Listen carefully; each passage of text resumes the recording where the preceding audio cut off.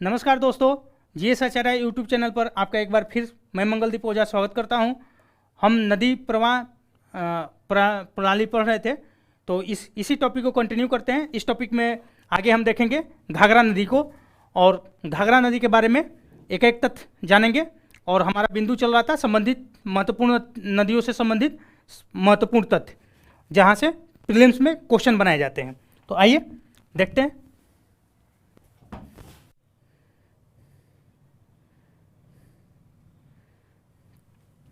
तो बिहार की जो उत्तर की ओर से बहने वाली गंगा की जो सहायक नदियां हैं, पहले हमने गंगा के बारे में जाना था, और गंगा जो है बिहार की प्रधान नदी है। अब हम गंगा की उत्तर की ओर से जो मिलने वाली सहायक नदियां हैं उनमें सबसे पश्चिम से प्रारंभ करते हैं, और एक एक जो प्रमुख नदियां हैं उनके बारे में जानेंगे। तो पहली जो प्रमुख नदी है पश्चिम से जो आकर गंगा में मिलती है, वो है घाघरा नदी।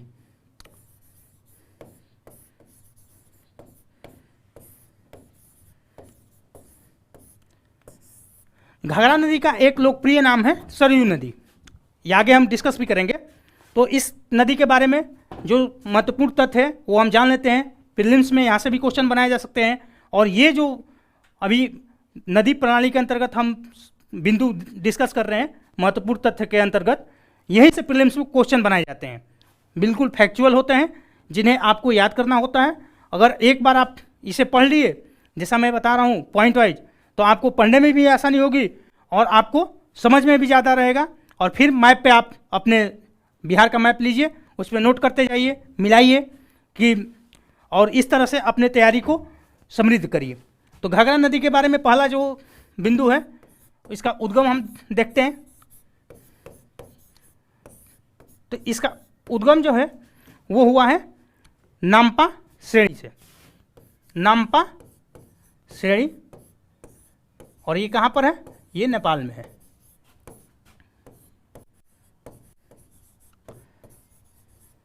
अगर स्पेसिफिक आपसे पूछ लिया जाए, क्योंकि ये तो श्रेणी है, कि और स्पेसिफिक जानकारी मांगा जाए, तो उसका है मापचा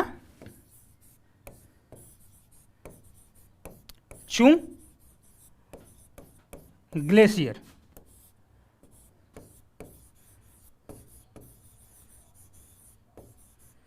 और यह कहाँ पर है?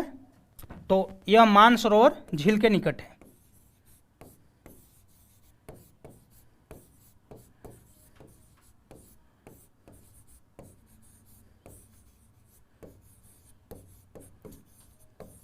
मानसरोवर झील के निकट है मापचा चुंग ग्लेशियर। और मानसरोवर झील कहाँ पर है? आप जैसा कि जानते ही होंगे, यह चीन के अधिकार क्षेत्र में है, तिब्बत का पठार। तो घाघरा नदी के बारे में पहली जानकारी क्या हुई? उद्गम इसका कहाँ से होता है, फिर इसका मुहाना कहाँ है। मुहाना वही मिलन स्थल। तो मुहाना गंगा नदी, और गंगा नदी में यह कहाँ पर मिलती है? तो गंगा नदी में यह मिलती है छपरा के पास में। और छपरा में भी स्पेसिफिक स्थान क्या है उसको आप जान लीजिए, हो सकता है एग्जाम में पूछ लिया जाए। तो वो है रेविलगंज। तो घाघरा नदी के बारे में ये दो महत्वपूर्ण जानकारियां हैं। उद्गम नामपा श्रेणी से, और मुहाना गंगा नदी, और मिलन स्थल कहाँ है? तो छपरा के रेविलगंज में। ठीक है, अब आगे इसके बारे में और जानकारी हम शेयर करते हैं। अगला है कि बिहार में इसकी लंबाई क्या है,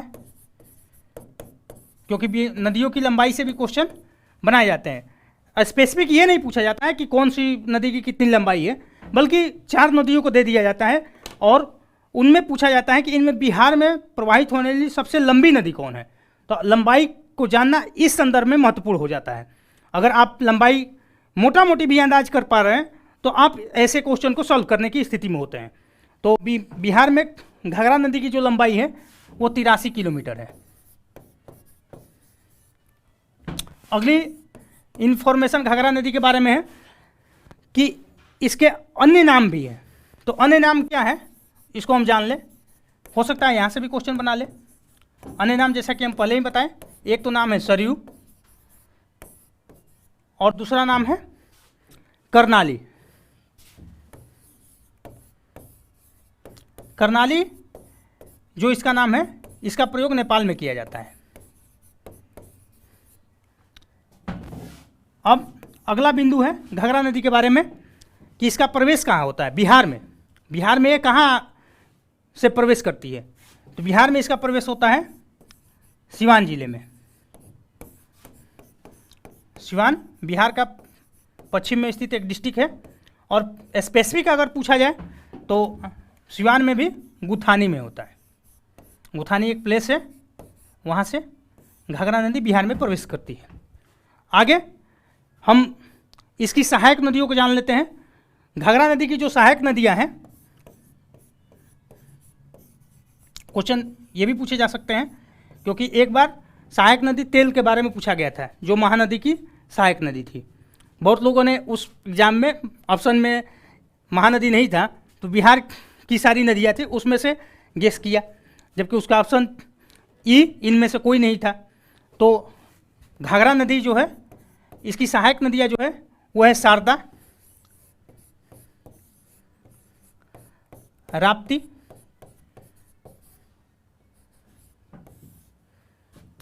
और एक प्रमुख नदी है कर्णाली। और कर्णाली इसका एक अदर नाम भी है जो नेपाल में प्रयोग होता है। अब इसके तट पर जो एक प्रमुख शहर अवस्थित है घाघरा नदी के, वो है फैजाबाद। और फैजाबाद में ही अवस्थित है अयोध्या, जो सरयू नदी के तट पर अवस्थित है। और हिंदू धर्म की मान्यताओं में अयोध्या का स्थान क्या है, आप गेस भी कर सकते हैं या जानते भी होंगे। अयोध्या जो है हिंदू धार्मिक मान्यताओं के अनुसार वहाँ पर भगवान श्री राम का जन्म हुआ था, और अभी वहाँ भव्य श्री राम मंदिर का निर्माण हो रहा है, और संभावना है कि 2024 में वो उस मंदिर का पूर्ण निर्माण हो जाएगा। अब एक जानकारी आप ये रख लीजिए, हो सकता है पूछा जाए, बिहार में नहीं तो अदर्स एग्जाम में पूछा जाए, अवस्थित शहर तट पे, तो यह है फैजाबाद।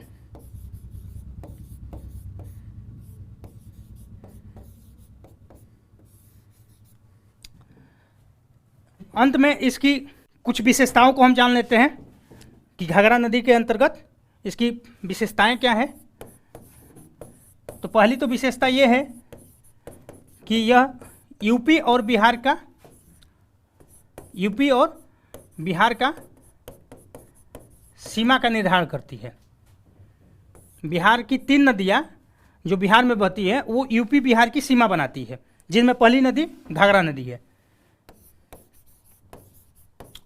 सीमा निर्धारण, तो पहली विशेषता तो यह होगी कि यूपी बिहार का सीमा का निर्धारण कर घाघरा नदी करती है। और दूसरी है कि यह एक पवित्र नदी भी है, जैसा कि मैंने पहले ही बताया कि इसके तट पे अयोध्या है। तो अयोध्या की अवस्थिति के कारण, सरयू नदी के तट पे, तो अयोध्या की अवस्थिति के कारण क्या है, यह एक पवित्र नदी है। तो यह रही घाघरा नदी के बारे में जानकारी। अब आगे हम बढ़ते हैं और गंडक के बारे में जानते हैं। तो गंडक नदी से संबंधित महत्वपूर्ण तथ्य जो है उसके बारे में देख लेते हैं। पहला, हम उद्गम को जानते हैं। गंडक नदी का उद्गम जो है उस नेपाल में सप्तगंडकी नामक स्थान से होता है। तो कहाँ से होता है? सप्तगंडकी। और ये है कहाँ? नेपाल में। नेपाल में भी, माने हिमालय में अवस्थित है। ठीक है। उसके बाद बिहार में इसकी लंबाई को देखते हैं। दूसरी जानकारी, तो लंबाई है इसका बिहार में 425 किलोमीटर। जैसा कि पहले हम आपको बताए हैं कि लंबाई से डायरेक्ट क्वेश्चन देखने को नहीं मिलते हैं, लेकिन ऐसा क्वेश्चन बनाया गया है और बनाया भी जा सकता है आगे में कि इन नदियों में बिहार में सबसे लंबी नदी कौन है। तो आपको इस संदर्भ में अब ये तथ्य महत्वपूर्ण हो जाता है कि आप मोटा मोटी 1-2 नदियों को भी अगर जान रहे हैं कि कौन सी नदी बिहार में सर्वाधिक लंबी है, तो उस आधार पे आप ऑप्शन को छांट सकते हैं और छांट के अपने सही आंसर तक पहुंच सकते हैं। तो गंडक नदी की जो बिहार में लंबाई है 425 किलोमीटर है। अब तीसरी जानकारी इसके बारे में है कि इसके अन्य नाम भी है। अन्य नाम जो है, क्योंकि कभी कभी क्वेश्चन ऐसे भी पूछ लिए जाते हैं कि नाम दे देगा जो दूसरा नाम रहेगा और पूछेगा इनमें से किसे इस नाम से जानते हैं, तो उसके बारे में थोड़ा डिटेल जानना जरूरी हो जाता है कि आप उसको जानें। तो सप्तगंडकी जहाँ से ये निकलती है, तो एक तो यह नाम है और सप्तगंडकी नाम का प्रयोग नेपाल में होता है। फिर एक दूसरा नाम है इसका नारायणी,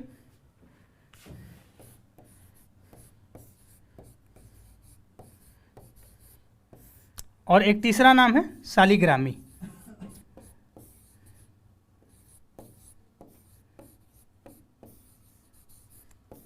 ठीक है, तो अन्य नाम इसके गंडक नदी के जो है सप्तगंडकी, नारायणी और शालिग्रामी। आपसे पूछा जा सकता है, हो सकता है क्वेश्चन भाई कहीं से बनाए जा सकते हैं। तो जब भी आप पढ़िए तो ये जो अब आपके ज़माने के बहुत सारे लोग हैं वो सोचते हैं कि शॉर्टकट कोई रास्ता, और सफलता की कोई शॉर्टकट रास्ता होता नहीं है भाई। सफलता जो शॉर्टकट के रास्ते में पढ़ते हैं वो उनकी फेल होने की, असफल होने की बहुत ज़्यादा चांस होता है। इसीलिए जब भी कोई टॉपिक पढ़िए डिटेल में पढ़िए, और डिटेल में जैसे आप पढ़िएगा किसी भी कंपटीटर से आप 20 स्थिति में होंगे। आपकी पूरी संभावना है कि आपका प्री होगा, मेंस होगा और इंटरव्यू में भी आप सफल होंगे, अंतिम रूप से आप चयनित होंगे। तो कभी भी कोई भी मेंस के लिए पढ़ रहे हैं, प्री के लिए पढ़ रहे हैं, तो पूरा उसमें अपना जोश जुनून लगा के टॉपिक की गहराई में जाइए। केवल क्षैतिज हॉरिजॉन्टल पढ़ाई पीसीएस के लिए तो काफ़ी नहीं है, वनडे एग्जाम के लिए काफ़ी है। वनडे एग्जाम में हो सकता है आप सफल हो जाए क्षैतिज पढ़ाई करके, लेकिन जब भी आप पीसीएस के लिए पढ़ रहे हैं तो डीप में पढ़िए, क्योंकि क्वेश्चन बनाने वाला ये जानता है कि इससे हम अधिकारी का चयन करने जा रहे हैं, और अधिकारी ही देश को चलाते हैं, सिस्टम को चलाते हैं। आप भी इस चीज़ से परिचित हैं। तो गंडक नदी के बारे में हम आदर्श नाम जान गए, और आगे इसके बारे में आप जानते हैं कि इसकी सहायक नदी कौन सी है, क्योंकि आजकल जहाँ से क्वेश्चन सबसे ज़्यादा बनाए जा रहे हैं वो है इस टॉपिक के अंतर्गत, यानी नदियों के अंतर्गत सबसे ज़्यादा जहाँ से क्वेश्चन बनाए जा रहे हैं वो सहायक नदियों पर ही बनाए जा रहे हैं। तो जब सारी नदियों की, सहायक नदियों के बारे में एक आप विस्तृत जानकारी रखें और इसको बार बार अपने मैप में देखते रहें। तो इस तरह से गंडक नदी की जो सहायक नदी है, तो पहली तो है काली गंडक,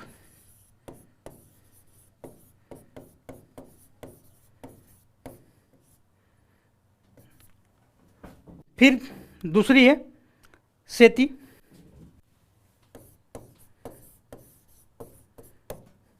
तीसरी है मादी,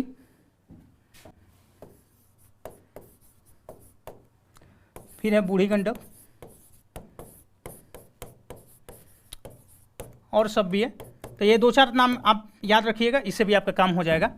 सहायक नदियों दरअसल सप्तगंडकी जो है 7 धाराओं से मिल के बनती है, इसी आधार पर इसका नाम सप्तगंडकी भी कहा जाता है। वो उनमें से ये प्रमुख है, और ये जो है इनकी सहायक नदियाँ हैं, इनको आप याद रखेंगे। जो गंडक नदी के तट पर अवस्थित प्रमुख शहर हैं, तो तट पर अवस्थित प्रमुख शहरों को हम देख लेते हैं। तट पर अवस्थित प्रमुख शहर,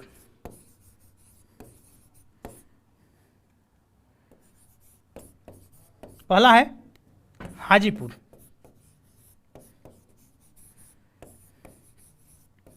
दूसरा है सोनपुर, और तीसरा है मुजफ्फरपुर।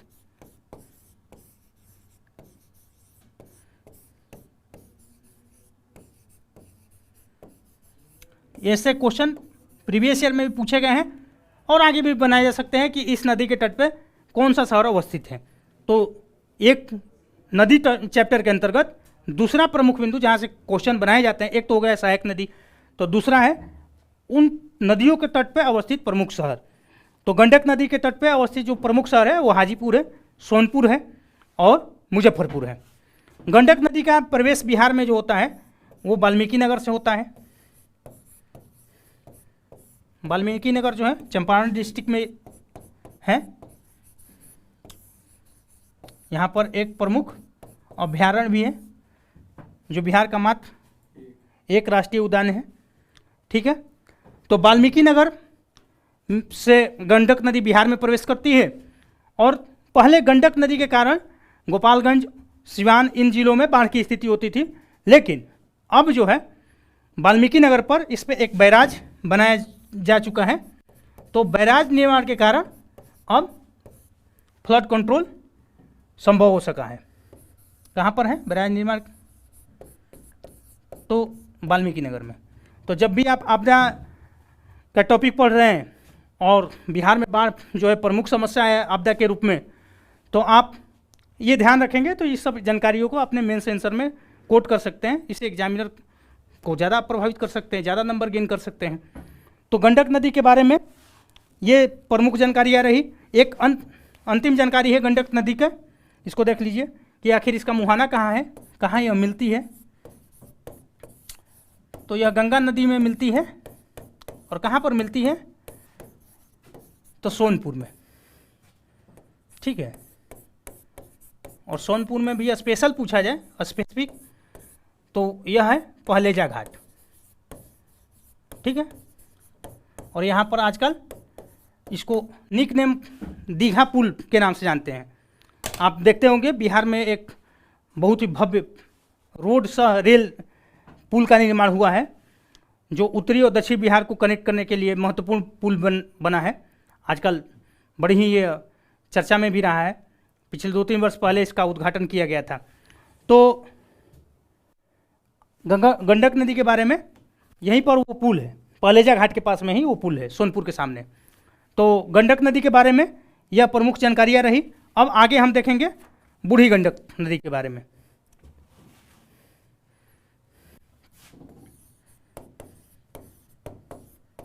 बूढ़ी गंडक, अच्छा आप जब भी पढ़े, हम तो यहाँ आपको पढ़ा रहे संबंधित नदियों के बारे में जानकारी, आप मैप जरूर रखें। और हम अभी लास्ट में एक बार मैप में भी इन नदियों को डिनोट करेंगे कि कहाँ पर क्या है। लेकिन आप जब भी पढ़े ज्योग्राफी को कभी भी मैप के साथ ही पढ़े, इससे आपकी मेमोरी में ये चीज़ें ज़्यादा दिन तक याद रहेंगी और समझ में भी बढ़िया से आएगा। तो बूढ़ी गंडक के बारे में पहला इन्फॉर्मेशन हम देख लेते हैं कि आखिर इसका उद्गम कहाँ से होता है। तो इसका उद्गम स्थान है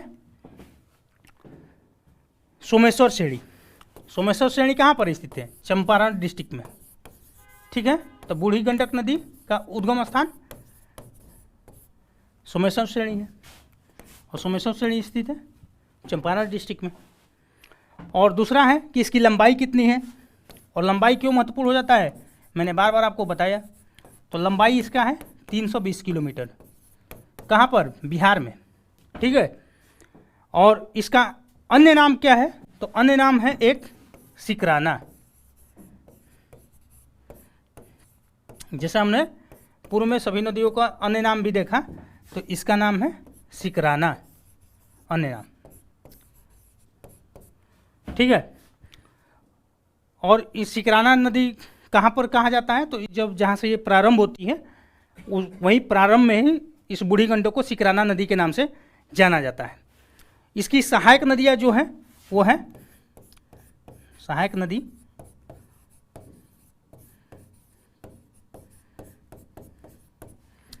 उसमें है हरहा, मसान, बाणगंगा आदि। तो आप इसे याद रखेंगे क्योंकि आज के डेट में सबसे ज़्यादा क्वेश्चन यही से बनाए जा रहे हैं कि इनमें से सहायक नदियाँ दे देगा, ये किसकी सहायक नदी है। तो बूढ़ी गंडक की जो सहायक नदियाँ हैं मसान, बाणगंगा और हरहा। और इसकी विशेषता जो है बूढ़ी गंडक नदी की वह है कि ये बार बार मार्ग बदलती है। ठीक है, मार्ग परिवर्तन इसकी एक विशेषता है। और जब भी मार्ग परिवर्तन होता है तो उसकी एक समस्या जो एकदम कारण परिणाम के साथ जुड़ा है वो है बाढ़। तो आप जब भी बाढ़ का टॉपिक लिख रहे हैं इस नदी से आपको माने ये इस चैप्टर को पढ़ने के बाद आपको अपना आपदा प्रबंधन का जो टॉपिक है उसमें साइंस टेक में प्राय पूछा जाता है, उसमें भी आपको सॉल्व करने में मेंस के आंसर में काफ़ी मदद मिलेगी। तो मार्ग परिवर्तित जो नदी भी करेगी तो बाढ़ की समस्या वह जनरेट होगा। और अंतिम बूढ़ी गंडक के बारे में जानकारी है कि इसका मुहाना कहाँ है। मुहाना देख लेते हैं। तो इसका मुहाना है गंगा नदी, खगड़िया डिस्ट्रिक्ट।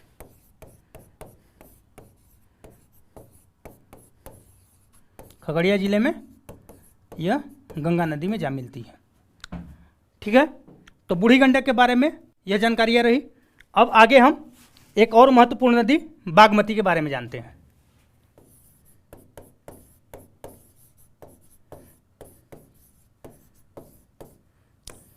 इन नदियों को आप मैप पे बार बार देखें। तो बागमती के बारे में पहली जानकारी हम इसके उद्गम के बारे में जानेंगे, आखिर इसका उत्पत्ति कहाँ से होता है। तो इसका उद्गम जो होता है वो होता है महाभारत श्रेणी से। महाभारत श्रेणी, यह हिमालय की श्रेणियाँ हैं और ये सभी नदियाँ जो उत्तर बिहार में बहती हैं सब हिमालय से ही निकल के आती हैं। ठीक है, तो बागमती नदी का उद्गम जो होता है वो महाभारत श्रेणी से होता है। दूसरा इसके बारे में जानना है कि इसकी लंबाई कितनी है। तो बागमती नदी की जो लंबाई है बिहार में वो है 394 किलोमीटर। तो बागमती नदी जो है बिहार में 394 किलोमीटर प्रवाहित होती है। इसकी सहायक नदियाँ जो हैं उसके बारे में जान लेते हैं। सहायक नदियाँ,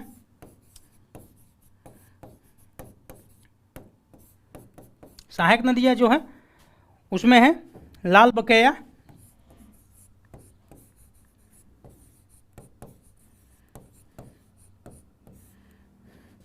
फिर है लाखनदेई,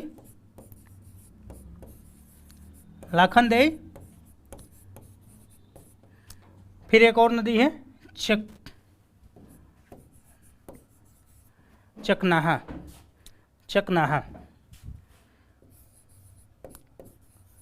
तो यह कुछ महत्वपूर्ण नदियां हैं जो बूढ़ी गंडक की बागमती नदी की सहायक नदियां हैं। तो बागमती की सहायक नदियां कौन सी है? लाल बकेया, चकनाहा, लाखनदेई। और अंतिम बागमती नदी के बारे में हम जानकारी रख लें, वो है इसका मुहाना। मुहाना जैसा कि पहले हम डिस्कस कर चुके हैं कि मिलन स्थल होता है किसी नदी का, तो यह कोसी नदी में मिलती है।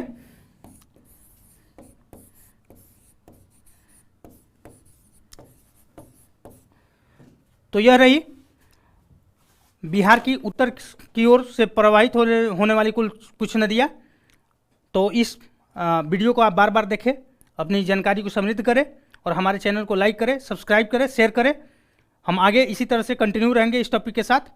नमस्कार, धन्यवाद।